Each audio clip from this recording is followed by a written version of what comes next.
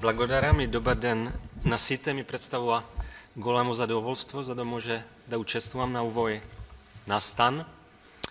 Ladies and gentlemen, media literacy is the ability of people to access, understand, create and critically evaluate different types of media. Its importance is genuinely rising in the era of ever-progressing digital technology.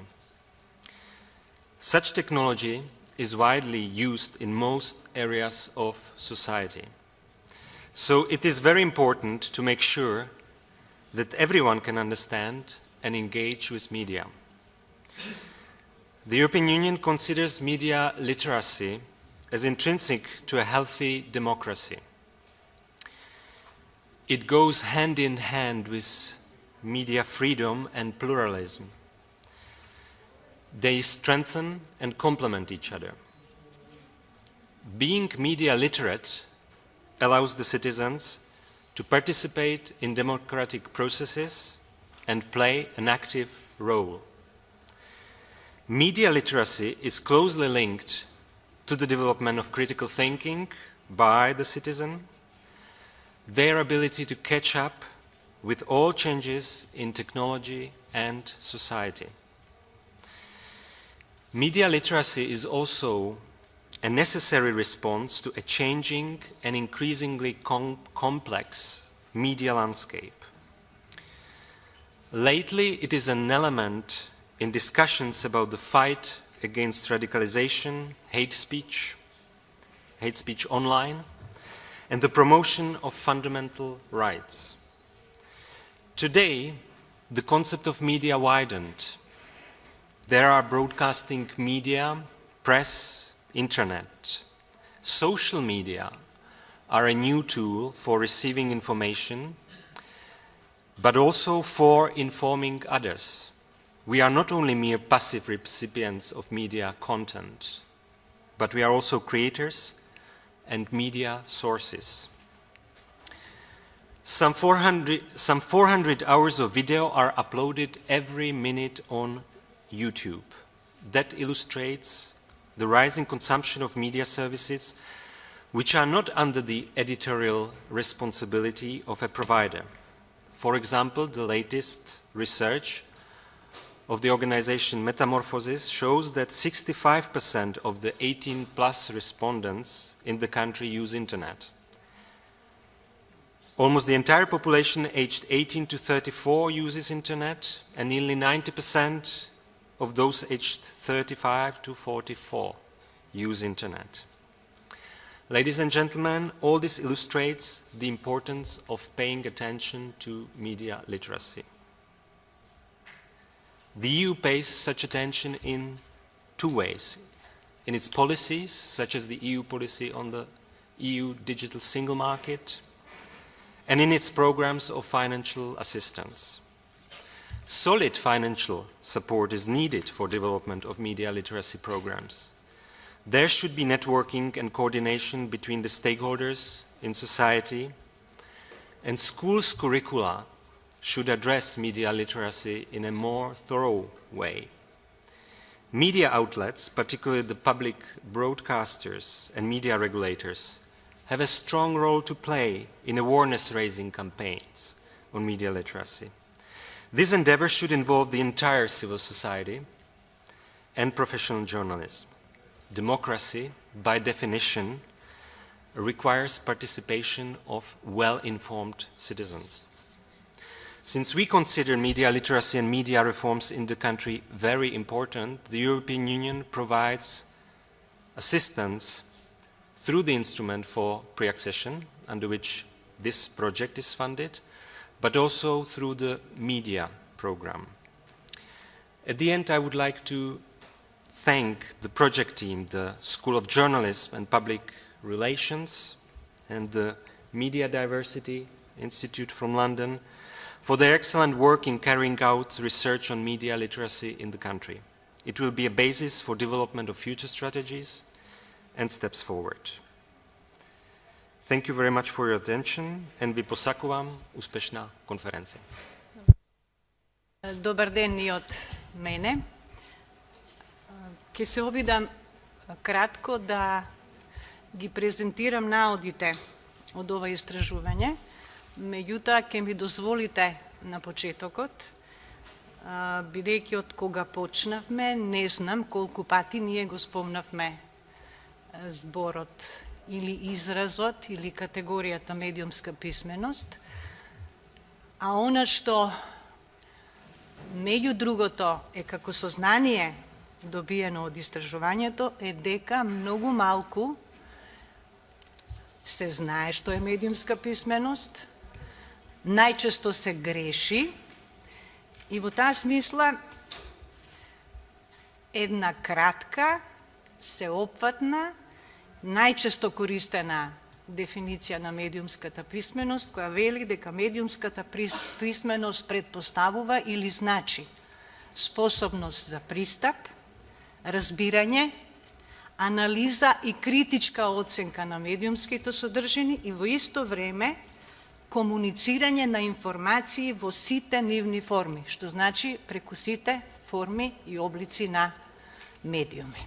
Сега, конкретно она што беа сознание од ова истражување. Во Македонија медиумската писменост е речиси непозната категорија и многу малку е сторено за незина промоција и имплементација. Тоа е генералниот, да речем, заклучок. Ако одиме по сфери или по области, најнапред ако се осврнеме на законодавството, она што е утврдено или констатирано е дека само во еден сегмент нормативно е регулирано ова прашање и тоа е во медиумската сфера. Значи, во Законот за аудио и аудиовизуелни медиумски услуги, декември 2013, значи во почетокот на 2014 година, се дефинира со неколку члена кои се активностите, односно што е она што се очекува да го прави агенцијата поврзано со медиумската писменост и обврските на јавниот радиодифузен сервис. Меѓутоа, никаде, на ниедно место, ние не се среќаваме со дефинирање на поимот или категоријата медиумска писменост.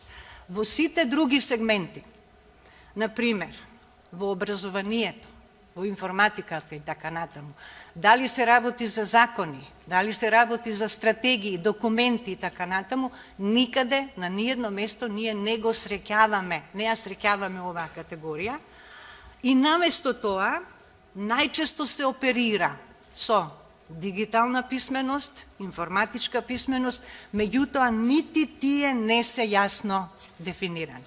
Тоа е во сферата на законодавството.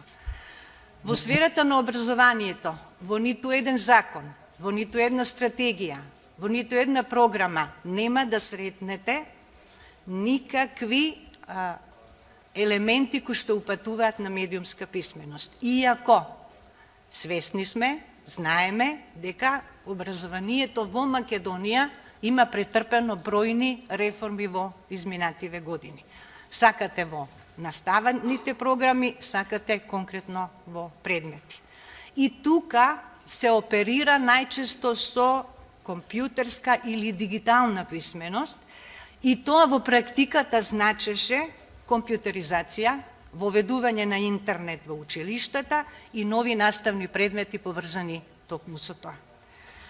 Во содржините на определен број на предмети кои што ги изучуваат средношколците, се споменува и се зборува за не за медиумска писменост, туку за медиумска култура. Со мал број на методски единици кои што фаќаат, например, масовните медиуми и образованието, глобализацијата и медиумите, развојот и функционирањето на интернетот и така натаму. Во медиумската сфера, спомнав на почетокот, значи како да е единствено тука препознаена, меѓутоа, во практиката многу малку е сторено било што во таа насока. Конкретно, објавени се неколку спотови кои што се однесуваат и на децата и на возрастните за заштита на интернет, Не знам колку сме како граѓани за тоа информирани. Она што е обврска за агенцијата и она што досега е сторено, да, изготвено истражување, методологија, меѓутоа ништо повеќе конкретно. Не би сакала ни повеќе да зборувам, тука имаме и представник од агенцијата и мислам дека може подобро да не информира. Меѓутоа и категоријата на медиуми, како што е категоријата на наставници, категоријата на средношколци, мешаат кога се спомнува зборот медиумска писменост и најчесто се зборува за јазична писменост, за новинарски вештини, тоа што не е и она што ви го кажав. И на крајот граѓанскиот сектор, кој што за него можеме да кажеме генерално. Во Македонија не постои невладина организација чија основна задача и дејност би била токму медиумската писменост, значи промоција на медиумската писменост, меѓутоа постојните невладини организации во своите активности помалку или повеќе опфаќаат елементи или аспекти кои што се однесуваат на медиумската писменост без оглед на тоа дали ја препознаваат или не ја препознаваат. Ова се кратки, сосема кратки ударни наоди. Во таа смисла нашите препораки одат во следнава насока. Јасно е дека ние сме, еве најблаго така да се изразам, на почетни чекори, многу почетни чекори, како првите чекори да ги изодуваме во оваа сфера. Од тука сметаме дека станува збор за сеопфатен процес. Тој што не може да се оствари само со една активност, нити пак може да се регулира со еден закон. Нас ни е потребна стратегија и тоа системски пристап кој што ќе опфаќа многу бројни активности. Само некој би споменала. Најнапред јасно, прецизно дефинирање на медиумската писменост. И има бројни дефиниции. Не е тоа проблем да се прифати некоја, да речеме од препораките или директивите кои што ги дава Европската Унија и Советот на Европа. Потребни ни се дебати, потребни се систематски истражувања, подигнување на свеста, интегрирање на медиумската писменост во сите сегменти на општеството, особено во образованието, организирање на конференции поврзани со тоа прашање, усовршување на наставниот кадар поврзан со ова, обурки, информативни пакети, континуирани активности на медиумите за унапредување на медиумската писменост и така натаму и така натаму. Ова се некои од препораките кои што ги посочуваме врзано и кои што произлегуваат од ова истражување. За крај ќе ми дозволите нешто сосема кратко. Знам дека тука се присутни средношколци, тоа посебно ме радува. Меѓутоа, ова што ќе го прочитам се однесува на категорија основци, меѓутоа мислам дека не засега сите и кажува многу, а вие оставам на ваш коментар. Станува збор за предмет граѓанско образование кое го учат ученици од 9-то оделение во основните училишта. Не ме фаќате за збор, не знам точно страницата во учебникот, меѓутоа дословно ќе ви прочитам што пишува таму. Вели вака: медиумите можат да се поделат на две групи: комерцијални и сериозни. Комерцијалните медиуми обично им даваат предност на рекламите и за нив најважен е профитот, заработувачката. На сериозните медиуми не им е најважен профитот. Овој тип на медиуми во своите програми најчесто нудат корисни, воспитни и образовни емисии, кај децата поттикнуваат учење, развивање на талент, го истокнуваат доброто однесување, ги нагласуваат позитивните вредности, одговорност, почит, толеранција и за нив велиме дека доследно си ја вршат својата задача. Велам за коментар, оставам вие што ќе кажете. Јас цел живот се бавам со оваа област и оваа сфера, меѓутоа некој да ме прашаше, пак давам коментар, дека ваква поделба на медиумите постои, веројатно би паднала на испит. Благодарам. Најпрво ни јас да ве поздравам сите и да кажам дека ми е навистина задоволство што сум денеска тука. Мислам дека ово истражување кое што е направено е исклучително важно. Впрочем, секој исчекор кој што оди во правец на тоа да работиме на подигнување на нивото на медиумска писменост во Република Македонија е исклучително важен и целиот тој процес ниту може, ниту треба да го води само една институција, значи тука воопшто и не треба да има монопол. Туку е потребно да има соработка, е потребно да има координација меѓу сите заинтересирани страни и субјекти, затоа што на тој начин, само соработувајќи и надополнувајќи се едни со други, ќе можеме да постигнеме вистински резултати. Сега по новинарски принцип, јас ќе почнам со она што е најново, потоа ќе се навратам и на постарите работи. Најновото е дека во тек, или да речем во завршна фаза е јавната набавка, втората ќе потенцирам јавна набавка за обезбедување агенција која што ќе го изработи истражувањето на нивото на медиумска писменост кај возрастната популација во Република Македонија. Нема да навлегувам сега во детали, јавните набавки си имаат своји принципи и процедури, ја стварно не би сакала нешто од тоа да прекршам, но во секој случај она на што се надеваме искрено е дека овој пат истражувањето ќе биде изработено и дека некаде кон крајот на декември ние ќе ве собереме од агенцијата на еден ваков собир на кој што ќе ги презентираме резултатите од истражувањето и потоа нормално ќе ги објавиме на нашата веб страница во посебниот дел за медиумска писменост кој што постои веќе од 2014 година, односно од времето кога со влегувањето во сила на Законот за аудио и аудиовизуелни медиумски услуги, агенцијата и доби надлежност да работи на поттикнување на медиумската писменост. И сега зошто го потенцирав таа втора јавна набавка, се надевам дека овој пат ќе биде сработено, затоа што прв пат комплетирана јавна набавка имавме во 2014 година, кога беше избрана институција која што требаше да го спроведе истражувањето, која на почетокот почна сериозно да си ја работи работата, значи имавме континуирана комуникација, ги исполнија сите критериуми кои што ние ги побаравме, затоа што тогаш фактички побаравме две истражувања, едното за возрастната популација, другото за нивото на медиумска писменост кај децата. И за да може да се спроведе ова второво, сметавме дека е неопходно во истражувачкиот тим да има и личност експерт кој што има работено, кој што има соодветно образование, има работено досега на истражувања со деца, за да може и на крај податоците, информациите кои што ќе се добијат соодветно да бидат обработени и да се дојдат до вистинските заклучоци. И значи соработката течеше во ред се до моментот кога ние мислевме дека се спроведува истражувањето на терена, откако измина периодот во кој што требаше да се направи истражувањето, не добивме ништо. После искористувањето на сите можни правни, легални постапки, процедури што ни беа на располагање, завршивме на суд, со тоа што ја тужевме таа институција, ја добивме на суд. Мала сатисфакција затоа што она што нам всушност ни беше потребно беше истражувањето, ни беа потребни резултатите.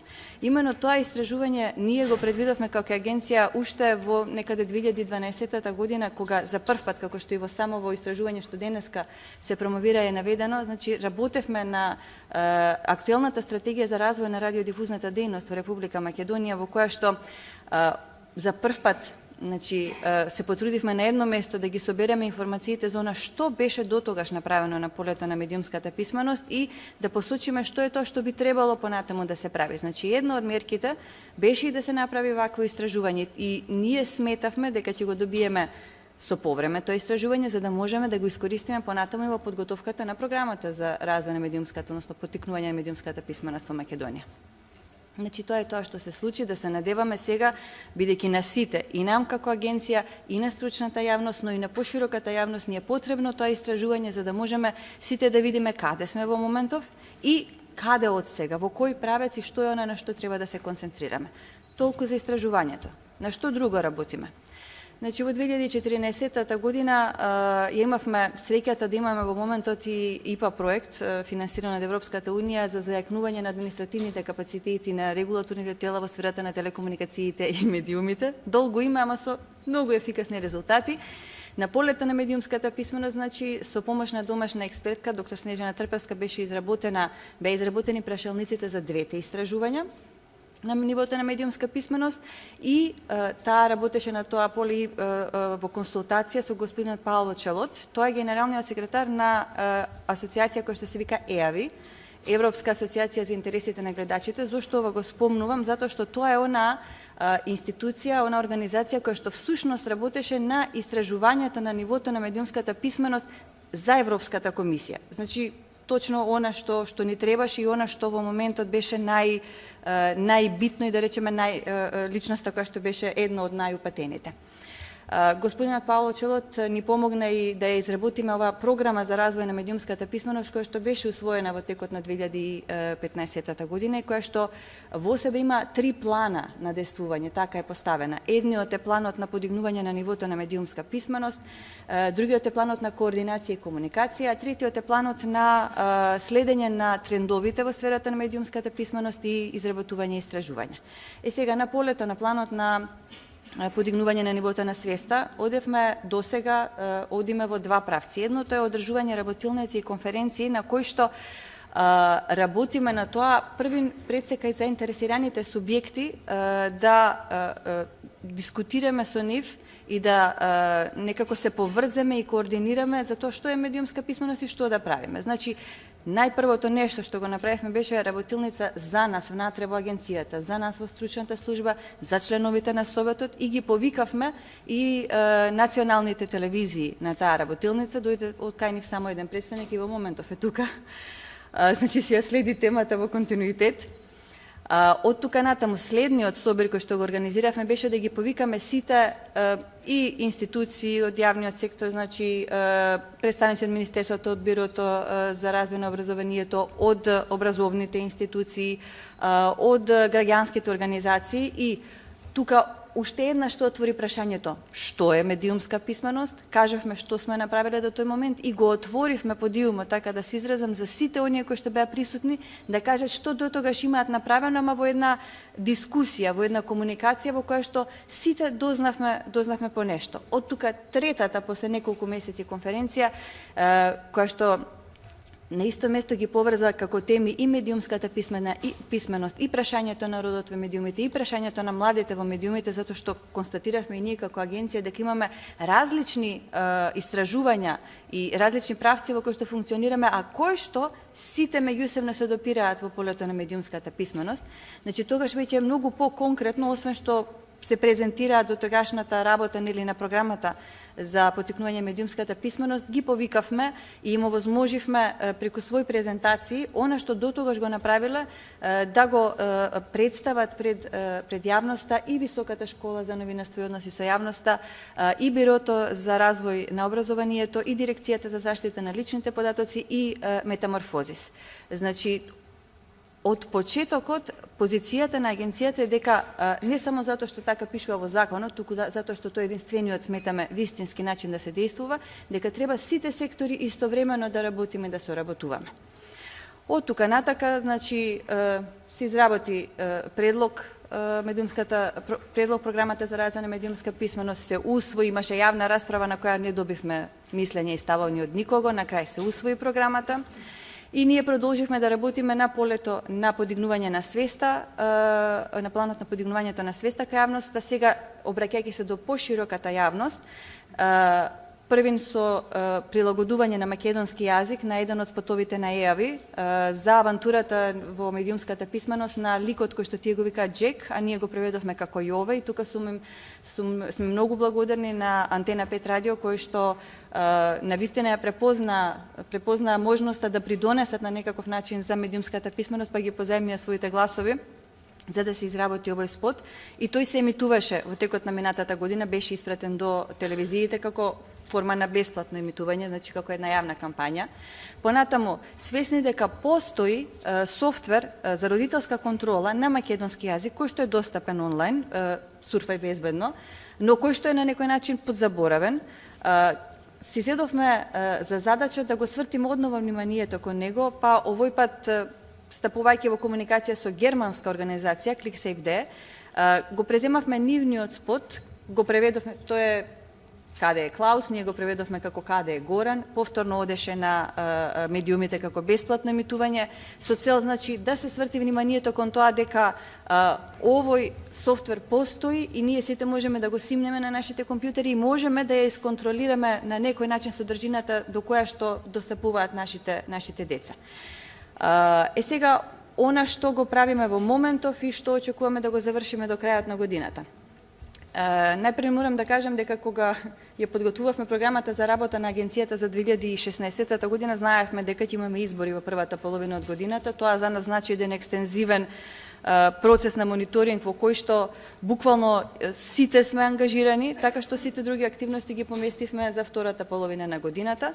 Штом заврши, нели онака како што заврши тој пролетен период на мониторинг, се зафативме најпрво со тоа, нели, целата оваа процедура околу јавната набавка за медиумската писменост. Следното што го направивме, вториот спот за Јове, вториот дел од неговата авантура, тоа се вика За свесноста. Исто така повторно го прилагодивме на македонски јазик и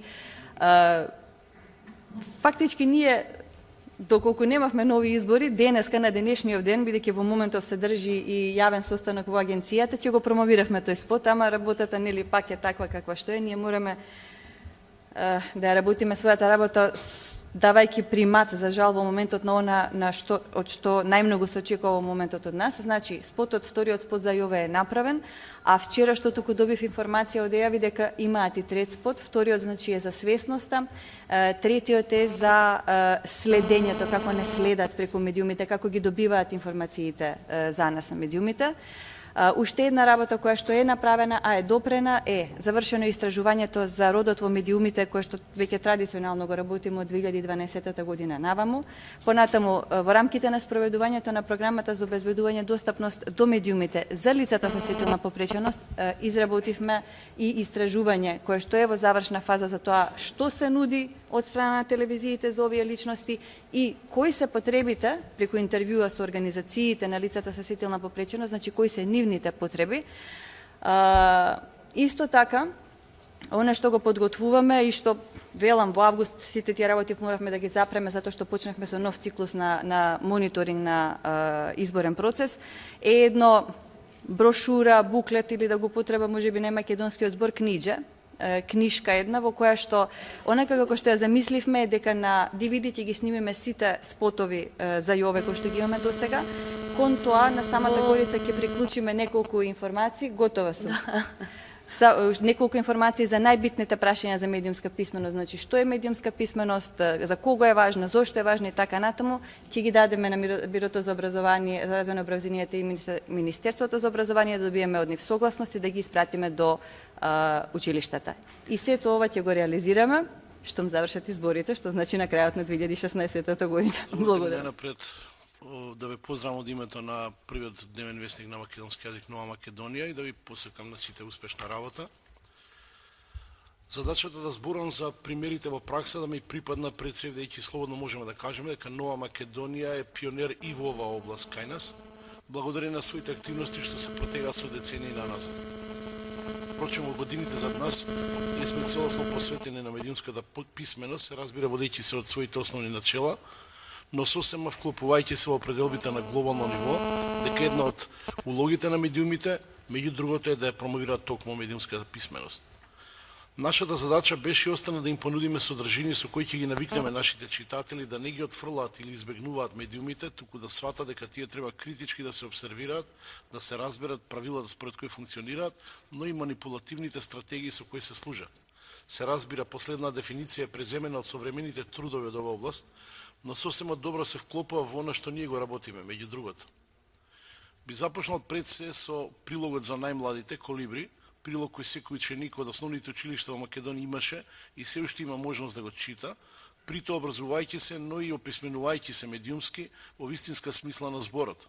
Прилогот за учениците во основните училишта излегува цели 58 години и во него првите контакти со новинарството и своите први прилози ги имале токму голем дел од новинарите кои денес се активни. Но тука не застанавме. Од февруари 2011 година во рамките на Нова Македонија, а во соработка со Високата школа за новинарство и за односи со јавноста, излегува прилогот Медиум, посветен на средношколците. Прилогот е замислен како своевидно логично продолжение на она што го осознали, што го работеле со Колибри, но овој пат некоја година позрели. Ваквиот начин на едукација на публиката, особено на младите, е избран бидејќи го сметаме тоа како добра инвестиција. Потребна е едуцирана публика, која пак од друга страна ќе ни врати со тоа што ќе умее да препознае професионално од непрофесионално новинарство. Со тоа ги следиме практиките веќе познати во светот, а излегувањето на прилогот беше надополнето со гостувањето по средните училишта, веќе истата таа 2011 година. Го правевме тоа само иницијативно, волонтерски, со доделување награди за најдобрите ученици кои пишувале креативни и критички текстови. И нормално наидовме на одличен прием, што ни се врати со интензивна пишувачка активност на средношколците, но и активност на нивните професори, од кои некои се веќе и тука присутни, што ми е посебно драго што ги гледам, кои исто така активно се вклучува во создавањето на медиум. Сега тоа го правиме поорганизирано преку медиумските лаборатории, благодарение на овој проект на Европската Унија, заради кој сме собрани денеска овде. Зборувајќи за нашите активности на планот на медиумската писменост, би го истакнал и годишното собирање, историскиот час во селото Горно Врановци, каде што на 29. октомври 1944 година излезе првиот број на Нова Македонија. Токму на овој датум, нашите новинари, заедно со дел од пензионираните колеги, одиме во Горно Врановци да го одбележиме роденденот, но и да ги посетиме историските места каде што бил подготвуван и печатен вестникот во тие бурни времиња. На ова наше традиционално собирање редовно каниме и носиме со нас студенти од Високата школа за новинарство и за односи со јавноста, но и од другите факултети по новинарство со цел да ги едуцираме младите луѓе за да дознаат нешто повеќе за историјата на печатеното новинарство во Македонија.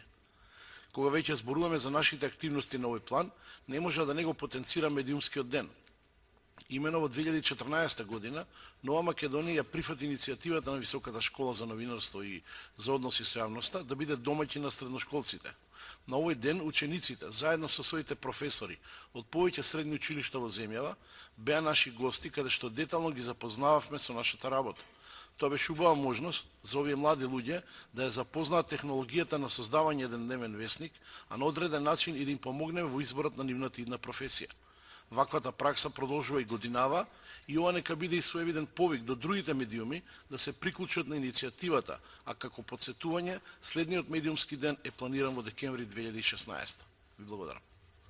Почитувани присутни, како што ме најави почитуваната професорка, јас сум Крстич Ивана, ученичка во Орце Николов и 4-годишната инволвираност во неформалното образование всушност ми даде многу поголема можност да направам една убава паралела за тоа како функционира медиумската писменост и колку таа вистински е вклучена во образованието денес. Така полесно би ми било да направам таа паралела во однос на разликите во формалното и во неформалното образование.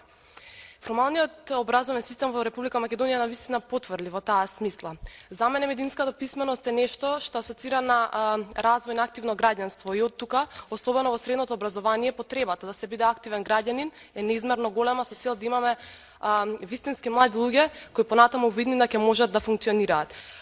Тоа што моментално се случува е неколку обиди за интегрирање на информатичко општество во нашето средно образование, кои функционираат за жал малку хаотично од аспект на еден средношколец кој навистина сака да види како тоа успешно би се интегрирало овде.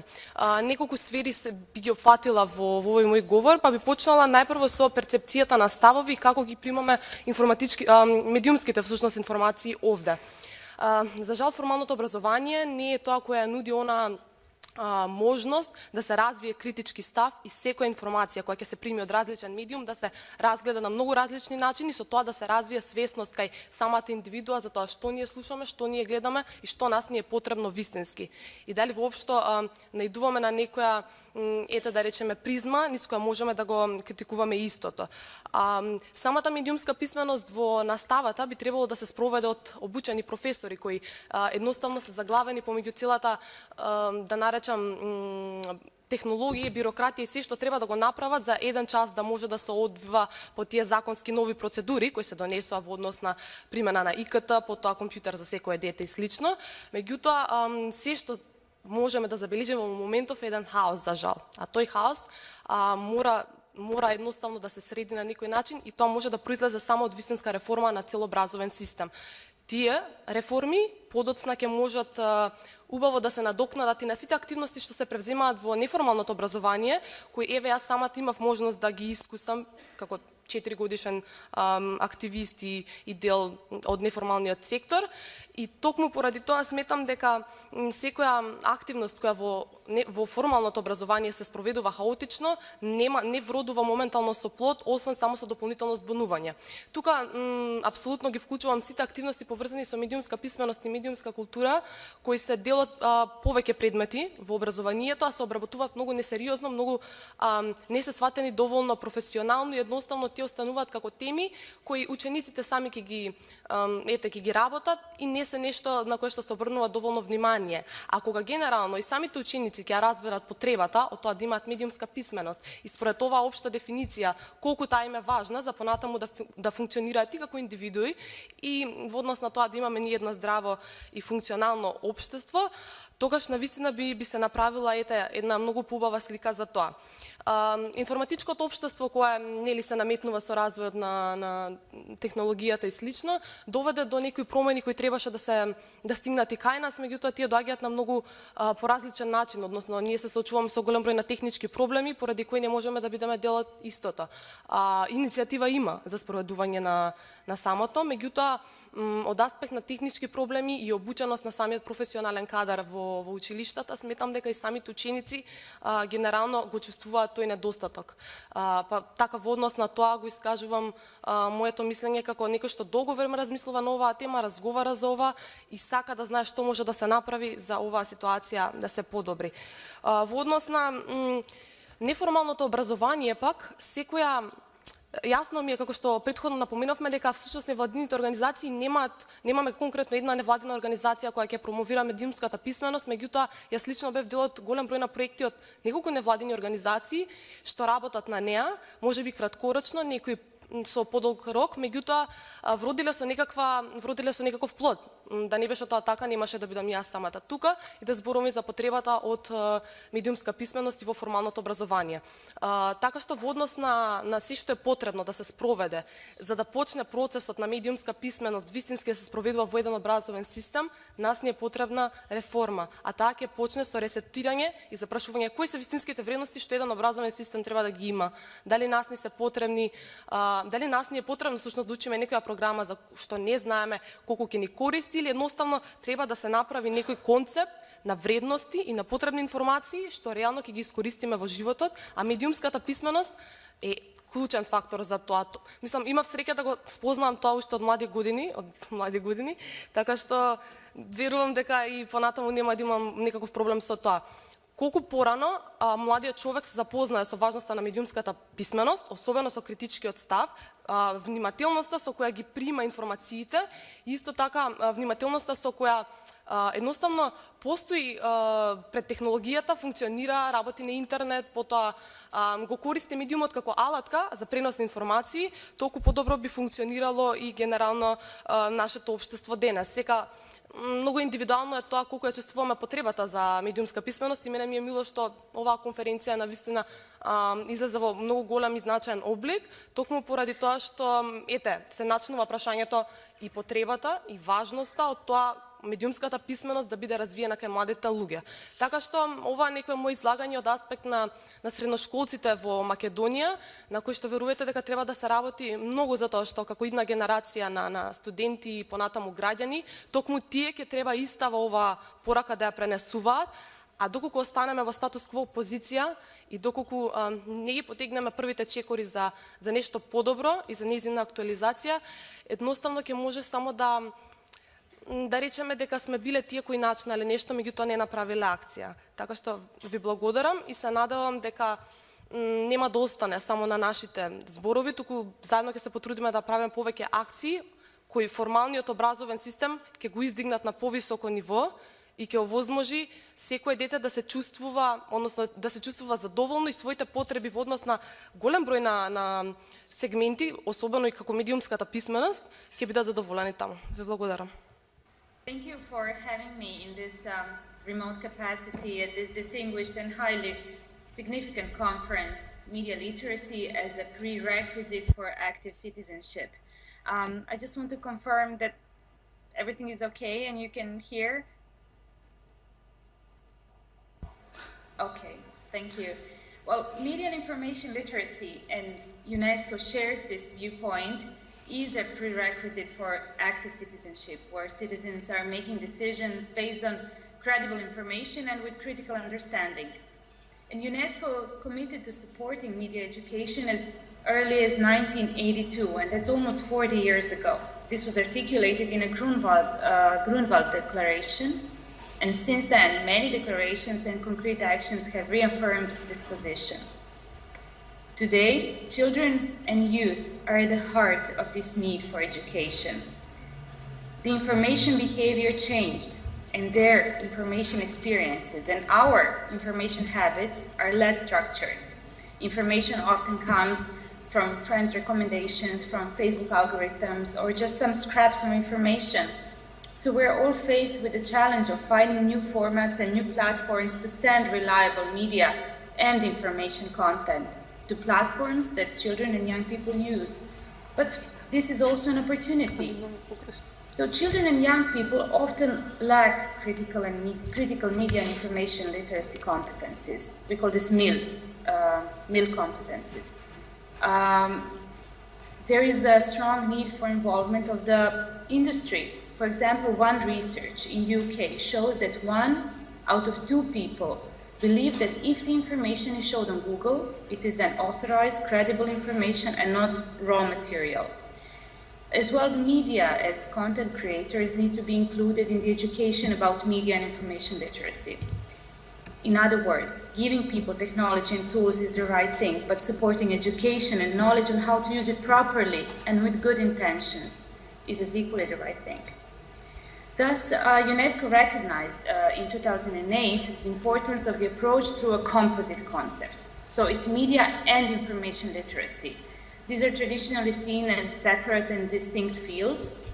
Information literacy focuses on the purposes of engaging with information and the process of becoming informed.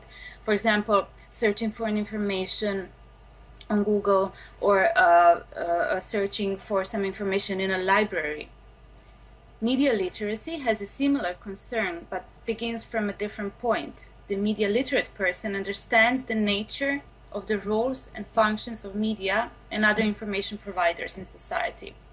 So it was UNESCO's strategy to bring these two fields together as a combined set of competencies, meaning knowledge, skills, and attitude necessary for life and work today. And through this composite concept, media and information literacy considers all forms of media and other information providers, such as libraries, archives, museums, and internet intermediaries as well. And competencies that are encompassed in this concept empower citizens to understand the functions of the media and other information providers, to critically evaluate their content, and to make informed decisions as users and producers on the information and media content. So this was a little bit of background of what is the concept of media and information literacy for UNESCO. Southeast Europe is also a focus for UNESCO. UNESCO is working in this region with financial support from the European Union in promoting freedom of expression and press freedom in Southeast Europe and Turkey. This is being implemented through the project titled Building Trust in Media in Southeast Europe and Turkey, that seeks to strengthen freedom of expression, access to information, free, independent, and pluralistic media, and development of media and information literacy. This is not the first time UNESCO is engaged in this region with the support and partnership with the European Union. There were, it builds upon two projects that were previously done in 2009 and in 2013. So this project that is currently being implemented and where Macedonian School of Journalism and Public Relations is a partner has 3 components. It's supporting efficient and sustainable self-regulation mechanisms, improving internal governance of media organizations. And the third component, and this is the one I am involved in, is increasing public demand for quality media and empowering citizens through media and information literacy. media and information literacy is only starting to be developed by researchers, by policymakers, civil society, and the media in the region of Western Balkans. However, only a few researchers have been done. For example, the research conducted in Serbia by the Media Coalition showed that there is a false impression on the level of media and information literacy among young people. It concluded that education on this is necessary, especially about social media. But the education on media and information literacy is scarcely present, if at all, in school curricula. And when it is present, it usually comes very late, at the end of high school education, and it's encompassed into an elected subject.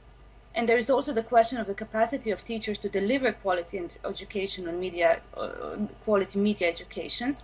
But there are organizations that are actively working on teachers training in the region, so it's not a full stop at the end. The same research I was citing showed that young people can recognize media manipulations and the ways that media impact people around them, but they regard themselves as being immune to such influences. So there is not a lot of self-awareness. While you're aware that the media can manipulate with your friends and family perhaps, you're not very critical how it affects you. This is what the research showed. So campaigns by different stakeholders are very important in raising awareness.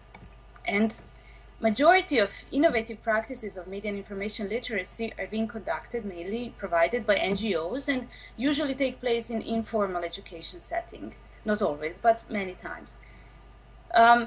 There was one criticism that was heard in the second European Media and Information Literacy Forum that was recently held in Riga, and that is that project-based pedagogies don't produce knowledge. But there is such a significant number of projects on media and information literacy being implemented in this informal environment, and this all amounts to knowledge. One of the weaknesses is research, evaluation, and assessment. And this is why the research report being presented at the conference today, Media Literacy in Macedonia through the prism of secondary education, the civic sector and the media, this is why it is so important, because media and information literacy policies must be based on empirical evidence, and this research is providing just that, and being one of the first in the region to get into the subject in detail. At UNESCO, it is a belief that both structured and unstructured approaches are necessary. This is why one of our initiatives of UNESCO and partners is the launching of a global social media strategy called MilClicks. It's a pioneering initiative, and we firmly believe it will contribute to increasing the knowledge of citizens worldwide on media and information literacy. So this social media strategy will be implemented on Facebook, on Twitter, and on Instagram on one side, providing structured approach using parts of the different curricula developed by UNESCO through infographics, to perhaps some more structured Facebook or Twitter real-time classes. But on the other side, at the same time, having the unstructured approach to creative posts relating to real life, like more organic learning process. So our goals with this initiative and all other initiatives is to increase the desire of people to get trained in media and information literacy, and for media to write about media and information literacy. UNESCO is also supporting the development of country national policies that have media and information literacy in focus. This is also one of the activities of the project Building Trust in Media in Southeast Europe and Turkey. This is currently being, national consultations are currently being conducted by a partner in Serbia and in Albania. I'm inviting you to take a look and use the resources that UNESCO already developed. They developed media and information literacy curriculum for teachers, guidelines for broadcasters to promote media and information literacy, guidelines for preparing national MIL policies and strategies. There is a global MIL assessment framework. So there are a lot of publications already done that can be used to provide more insight into how is certain project on meal having impact, or how are policies being developed in a country. All these resources are available free at UNESCO website. And I would like to end this presentation with a call to everyone to take part in the global celebration of media and information literacy through the Global Meal Week. Global Meal Week will be held in the first week of November in Sao Paulo in Brazil.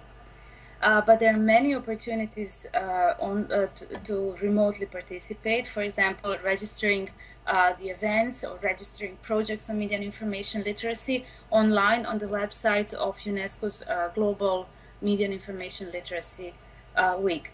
This will certainly be visible in Sao Paulo and will make an echo at the conference. I would like to thank you for your patience and thank you for having me in this, again, remote capacity. Thank you. Добар ден, јас сум Билјана Георгиевска, уредник во домашна телевизија и долгогодишен продуцент, како што слушнавте во навестите на македонската редакција на светскиот сервис на BBC, кои се пренесува преку 10 радиостаници овде во Македонија. Во земјава се вратив после 11 години поминати во Велика Британија и само неколку дена, за жал, пред така наречениот црн понеделник на 24 декември 2012-та. Од тој момент, како и сите останати, всушност станав сведок на нешто што може да се стави под насловот улогата на непрофесионалното новинарство како императив за создавање некритичка јавност. Толку многу овие две работи се во спрега и се поврзани. Ушите страдаат први, а потоа се разбира и разумот и духот кога човек преминува од средина со развиени медиуми кои почиваат на правилата на професионалното новинарство, сеопфатно и вистинито известување, градење доверба кај публиката преку отворено и непристрасно креирање на програмите, независно од политичко или комерцијално влијание и притисоци, и што е уште поважно, со постојано отворање нови и нови канали за комуникација со јавноста.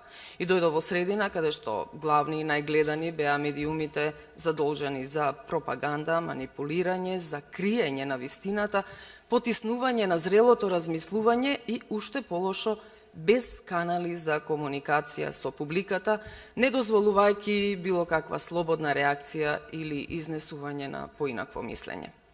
За мене оваа промена, се разбира, беше културен и социолошки шок, а од гледна точка на новинарството, големо назадување забележано на скалите на меѓународните новинарски организации. Но и целосен неуспех или едноставно непостоење на она за што зборуваме денеска овде – медиумската писменост во Македонија. За споредба, термините како Have Your Say, Britain in a Day, BBC News School Report, BBC WebWise, BBC Writers Room, The Digital Public Space и уште многу други наслови се широко познати во Британија за активностите на британскиот јавен сервис кои постојат со години и кои веднаш асоцираат на поврзување на јавноста со медиумот, односно на нивната двострана релација. Тие се канали за комуникација преку кои гледачите се искажуваат за релевантни прашања, најчесто покренати од самите медиуми или наметнати од политиката, за состојби во здравството, образованието, превозот, тоа се главните теми во таа земја. Медиумите и на овој начин примаат нови информации кои подоцна можат да бидат појдовна основа за нивна сторија доразработена по новинарските стандарди. Се разбира откако овие првични сознанија доставени од гледач или од слушател, од аматер во секој случај, ќе бидат солидно проверени, а приказната ќе биде разработена според новинарските стандарди. Но важно е што куќата ги поттикнува своите гледачи и слушатели на соработка, зашто претходно има многу вложено и се уште вложува, се надевам, во оспособување на гледачите за критичко размислување, за оценка за тоа што би можело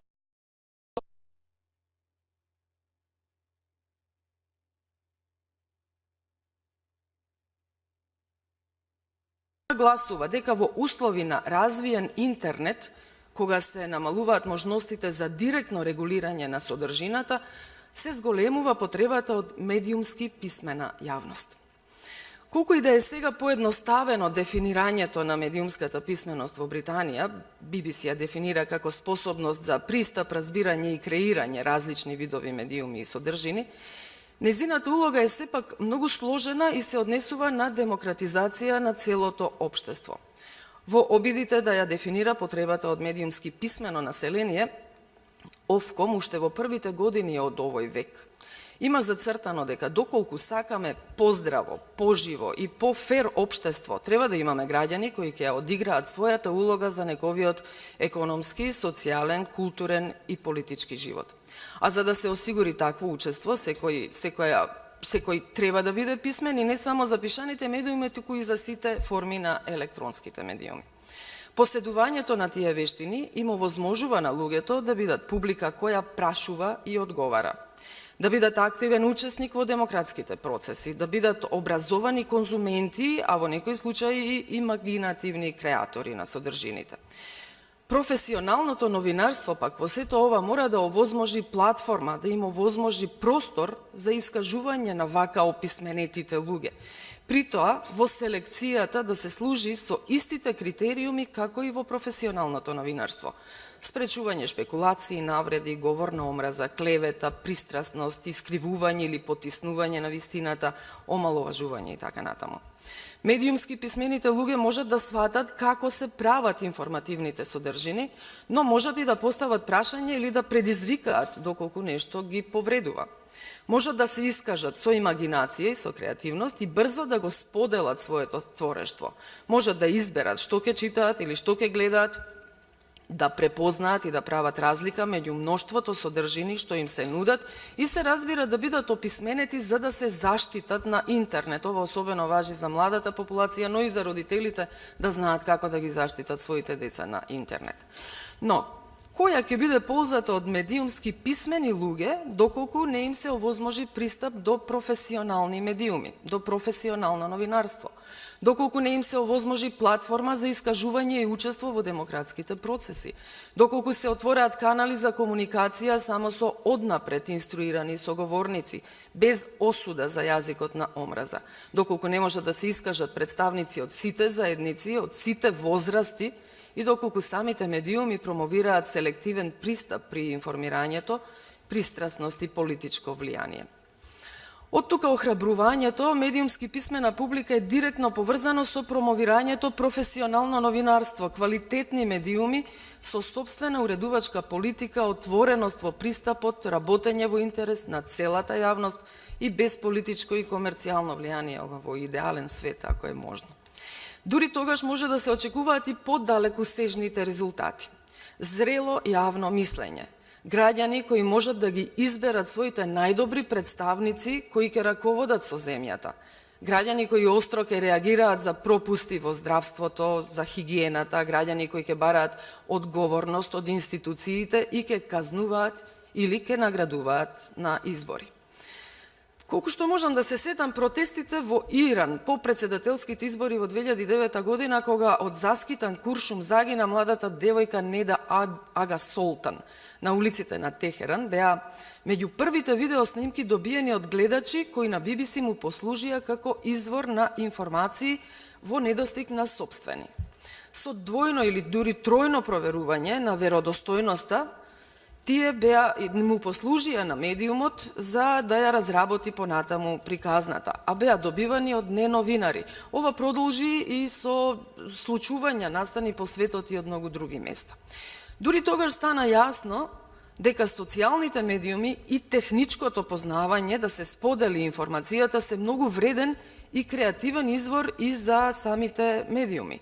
Тогаш медиумите во Британија почнаа да поттикнуваат особено интернет контрибуција од јавноста, а паралелно и почна масовно обучување луѓе од различни социјални групи да ги користат што повеќе алатките што им ги овозможуваат мобилните телефони, таблетите и компјутерите. Споделувањето фотографии од необичен настан преку платформата Британија во еден ден, Britain in a Day, стана буквално вирално.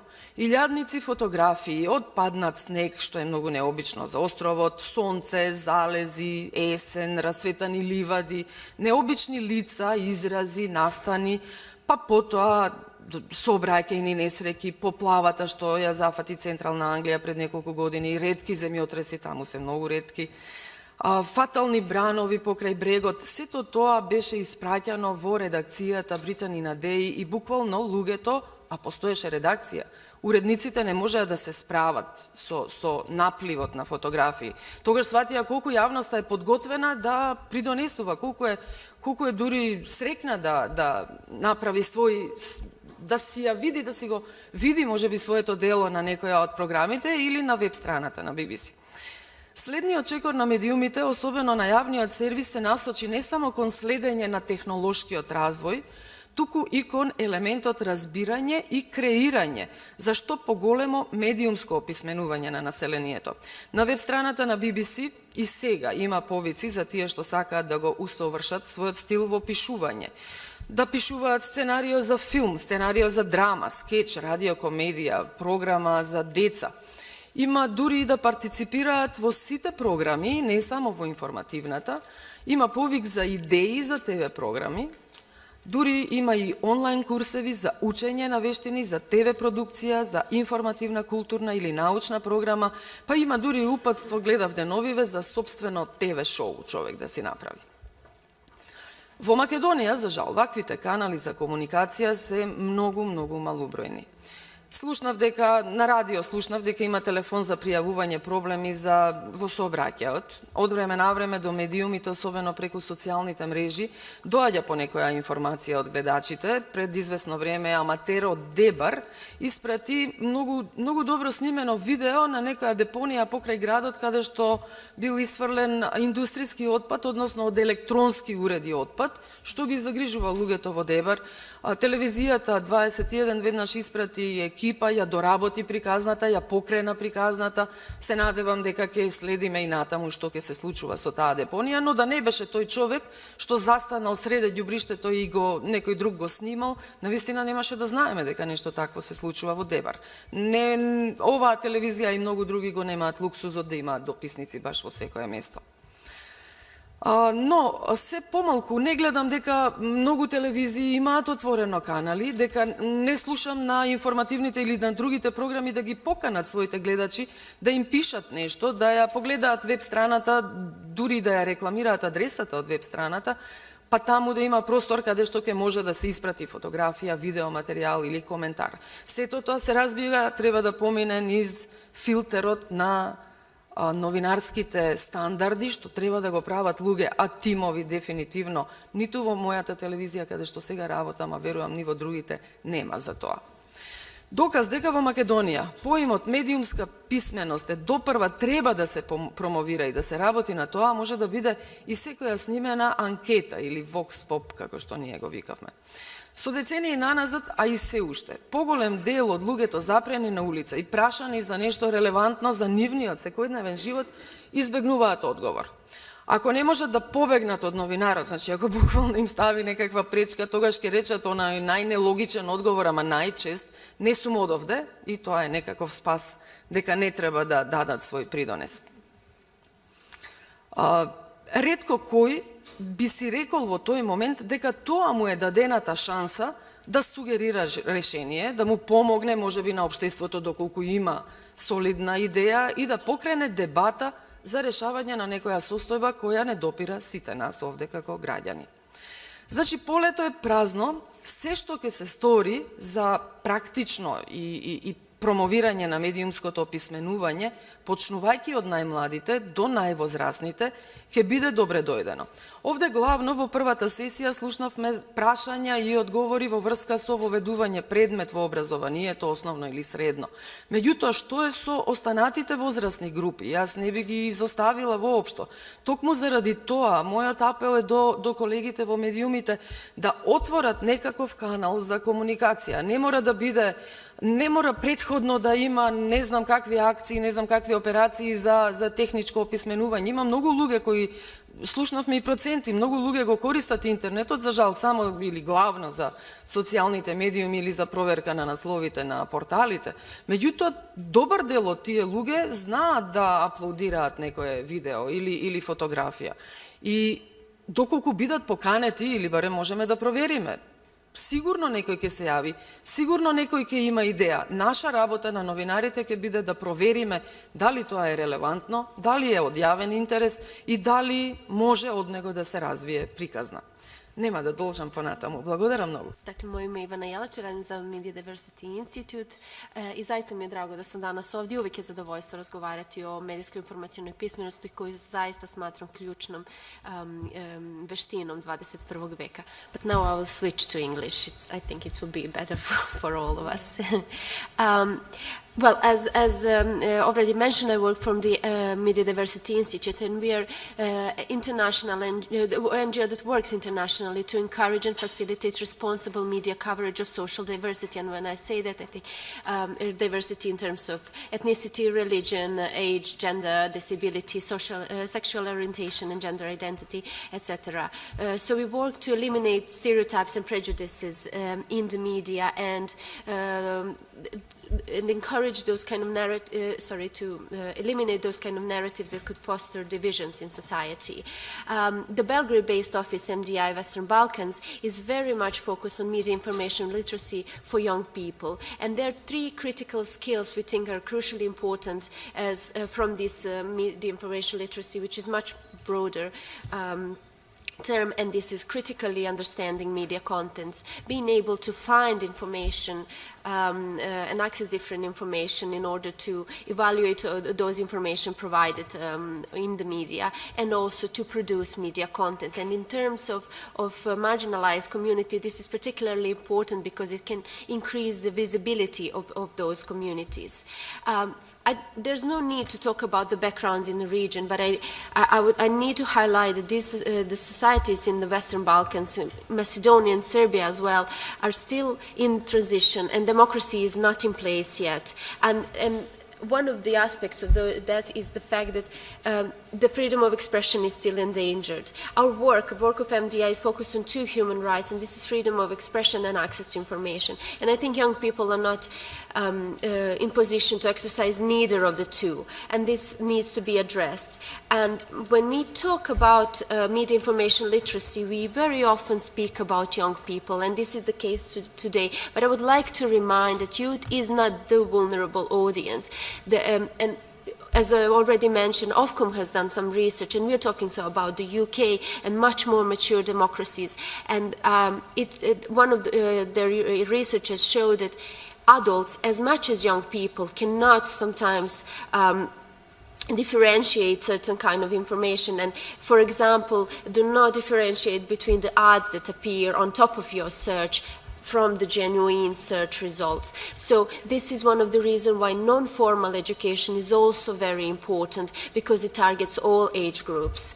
And while coming back to civil society, what can we do in order to address media information literacy? I think the starting point and the very important thing is to promote active citizenship and the idea of citizens being involved in democratic and decision-making processes. It's very important that citizens recognize civil society as a channel to communicate their opinions and problems, and to use it as a tool to reach the institutions, the governments, and to address the problems they face on a daily life. And I think this is the starting point. I think in the societies in the region, the human rights are still not recognized, and I think citizens still need to be educated about what are their rights and how to seek for them. The other way for civil society to be actively involved is advocacy. And when we speak about media information literacy, I think it's very important that civil society is included in advocacy campaigns to make media information literacy part of the school curricula. And we already discussed a lot about that, but I would mention a blog I recently found, and it combined a different research which was related to media information literacy and health issues. One very interesting finding was that media information literacy was very related to the body image of young people. So, for example, teenage girls who were more media information literate were less likely to be dissatisfied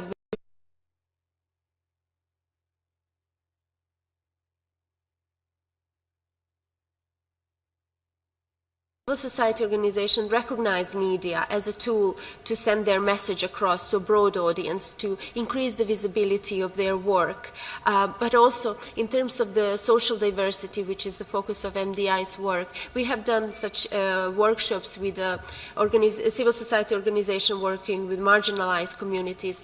By increasing the visibility of their work, civil society organizations are also increasing the visibility of different marginalized community, which is very important for the intercultural understanding and intercultural dialogue.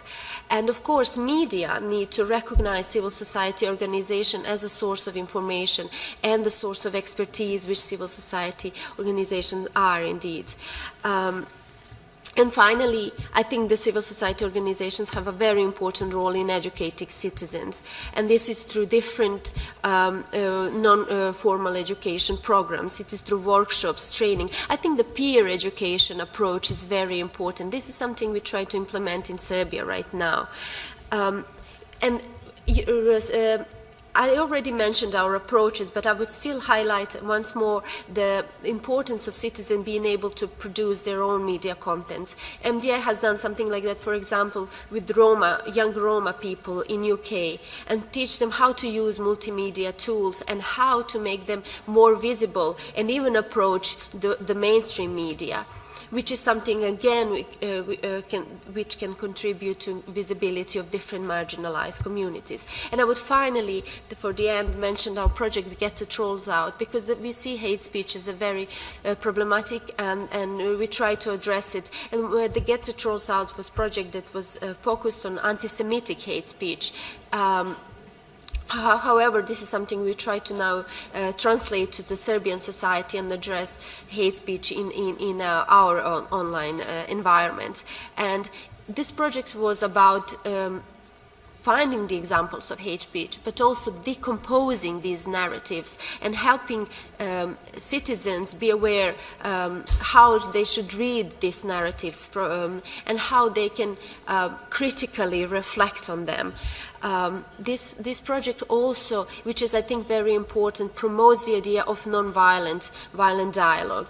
Through this project, MDI has developed a small self-defense guide which helps citizens actually decompose hateful narratives and understand why this is not a way to communicate.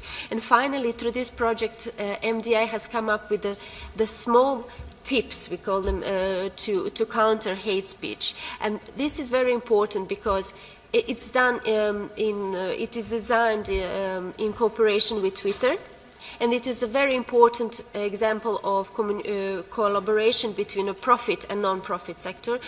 But also it is because it's very simple and can be easily shared with a broad audience and help them be aware of the hate speech as a problem and also able to defend themselves from the hate speech when targeted. And of course I would end here now. And if you have any other questions, I'll be happy to answer. Не знам, не представи како пионерот на филмската писменост во образованието во Македонија. Би сакала да не е така.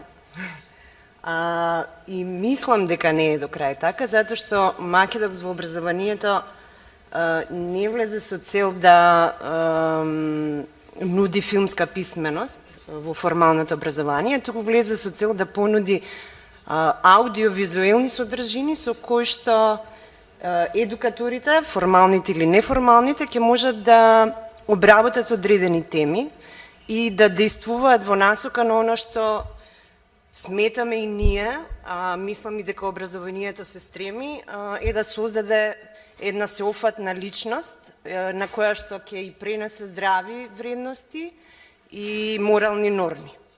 Начинот на кој што тоа го правиме е преку избор на неколку документарни филмови, кои што гледаме да се соодветни да одредени содржини во наставата, почнеме со граѓанско и средните училишта. Наоѓаме филмови кои што се адекватни, тие филмови секогаш се креативни.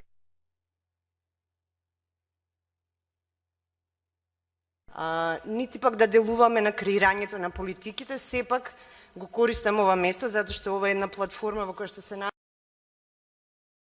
малце пошироко ќе пројде и ја користам како родител, е да ставиме до знаење и сметаме дека е битно визуелното, аудиовизуелната комуникација, изразувањето на новата генерација да се инкорпорира во целокупниот образовен процес и систем. Сметаме дека тоа е едно од важните работи во современото образование. Кај нас и уште владее репродуктивниот систем на образование, кој што на младата генерација не е својствен. Мислам, секоја че зборот и понатаму треба да стои, не сме против пишаниот збор, напротив го користиме и го сакаме. Меѓутоа, визуелното изразување е она кое што е својствено за младите кои што растат покрај телевизорот, покрај компјутерот, не знам, коригирај ме ако грешам.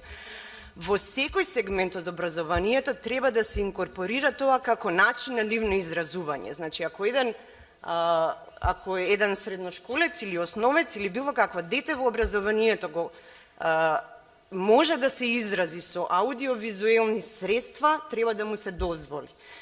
Целиот оној друг на филмовите се дискутира темата, а самите наставници кои што ги користат поминуваат една обука од 2 дена во кој што се обидуваме на многу краток и пластичен начин да објасниме што би можело да се извлечи како порака или на што би требало или предлагаме да се посвети внимание.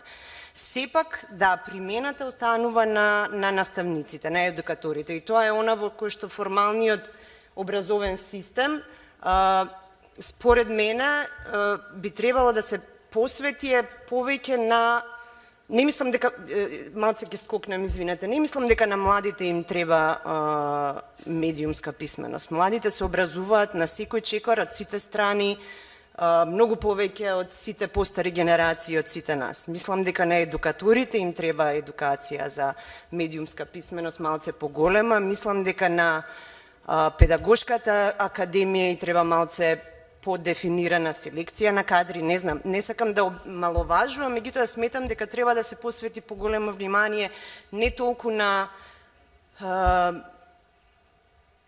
како ќе се пренесе медиумската писменост до младите, него начинот како ние ги едуцираме личностите идни во ова општество, активни, неактивни, како комплетни личности.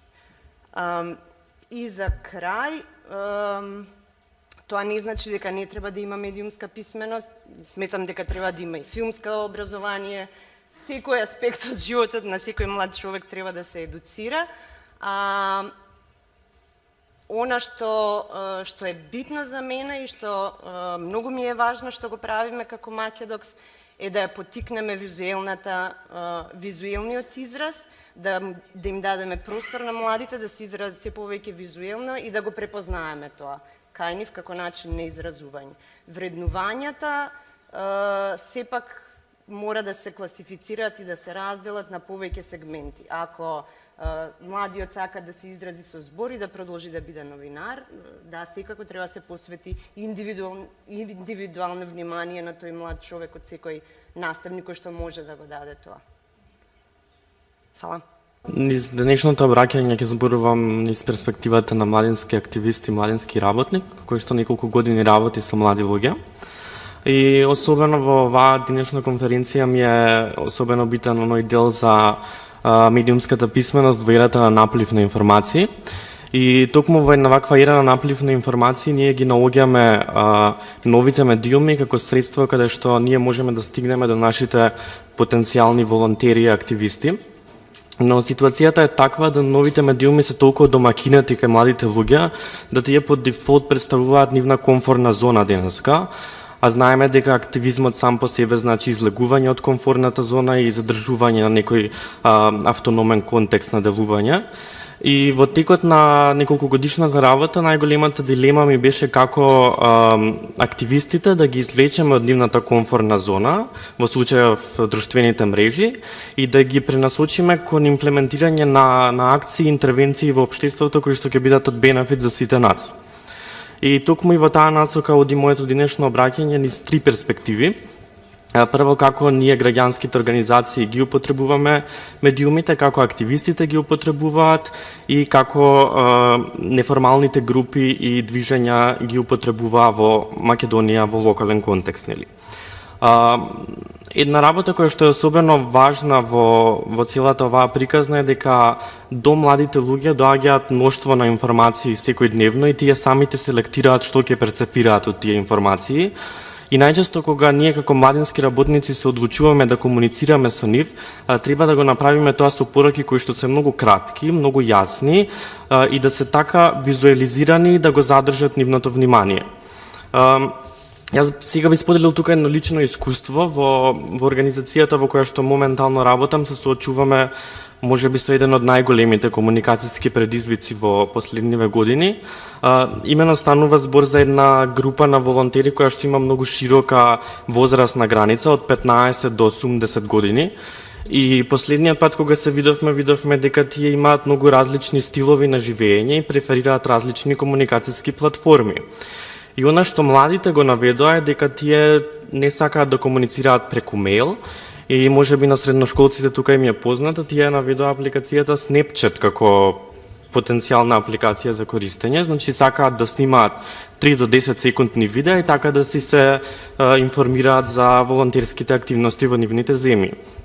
И токму тоа е сега предизвикот како да ја најдеме онаа средина меѓу тие две генерации со кои што работиме. Враќајќи се малку локално, контекстуално во Македонија, во минатите 2 години видовме многу успешни примери како активистите и активистките од студентскиот и средношколскиот пленум комуницираа со јавноста, токму користејќи ги новите медиуми. И треба да се напомене дека е исклучително тешко да се функционира во држава на заробени медиуми која што го направи невозможно појавувањето на нивните барања.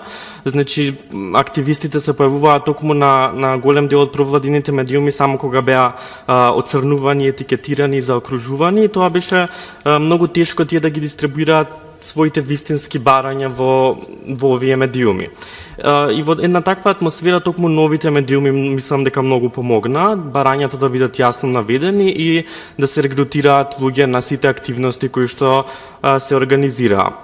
Така што може да ги гледаме новите медиуми од аспект на алтернатива во земји како Македонија, каде што активистите не може да ги користат другите платформи за комуникација. Исто така би сакал да се навратам на она што денеска сите го спомнавме, важноста на врската помеѓу образованието, медиумите и активизмот. Значи, образовниот систем во Македонија, таков каков што е моментално, создава млади луѓе кои што не само што не се подготвени, туку не се доволно мотивирани да бидат критички обсерватори, коректив на информациите кои што стигнуваат до нив. Значи, медиумската писменост не е застапена толку колку што треба во формалниот образовен систем и тоа резултира со млади луѓе кои што ги прифаќаат медиумските информации како апсолутни вистини. Секако тука постојат исклучоци, но повторно би кажал дека исклучоците доаѓаат од граѓанскиот сектор и од неформалното образование. И ова и до некаде можам да кажам и проблем, бидејќи во текот на повеќе годишната работа ние свативме дека во граѓанскиот сектор доаѓаат луѓе кои што претежно ги делат истите проблеми, тие ги имаат истите светогледи за проблемите во нашето општество и тоа се една група на истомисленици, но нас ни е тешко да дојдеме до луѓето кои што инаку не би дошле на настани организирани во неформалното образование. Токму тука новите медиуми може да ни помогнат на некој начин да дојдеме до нив, но исто така сметам дека е исклучително битно да го разобличиме овој моментален образовен систем во кој што на луѓето од граѓанскиот сектор се гледа со голема доза на сомнеш и со резерва, па така младите луѓе се одвраќани во различни форми на вклучување. Доколку имате дополнително прашање, ќе се вклучиме и во дискусијата. Ви благодарам.